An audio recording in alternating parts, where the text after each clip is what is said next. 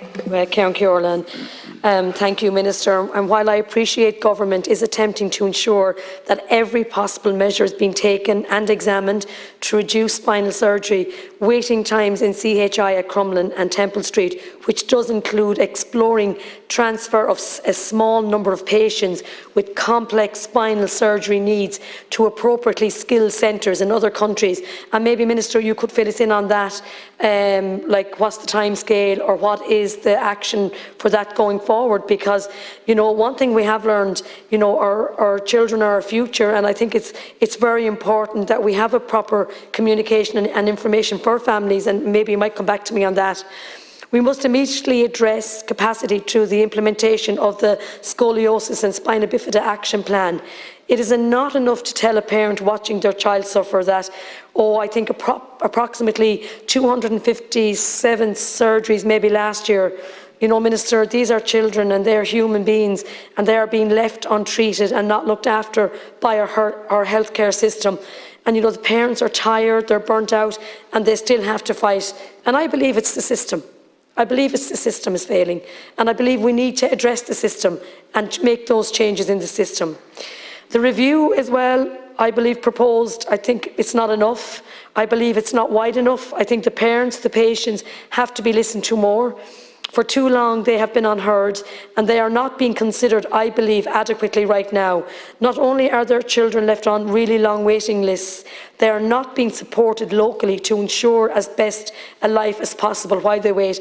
And even recently I met with some families, and I see it in my own constituency, no OTs, speech and language at the moment, waiting on CAMS access, DNT teams not fully in place. They're only, you know, there's only a certain amount there. We need a lot more. I've parents come to me and they're watching how their children are getting worse. Scoliosis worsening by as much as 10 degrees in some cases while they wait. Families that I've spoken to here, Minister, they're just at breaking point. They really are. And I know, I suppose you're well aware now that some of the families have to go to what's called, it's a crowdfunding for help.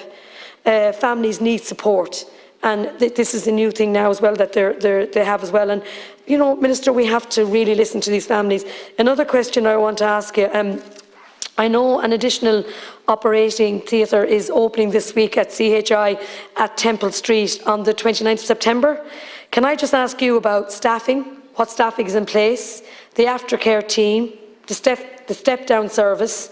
I know that additional medical nursing, HSCP and administrative staff to support capacity are being sought, you know, and that's welcome. But I'm just wondering, how many have been filled?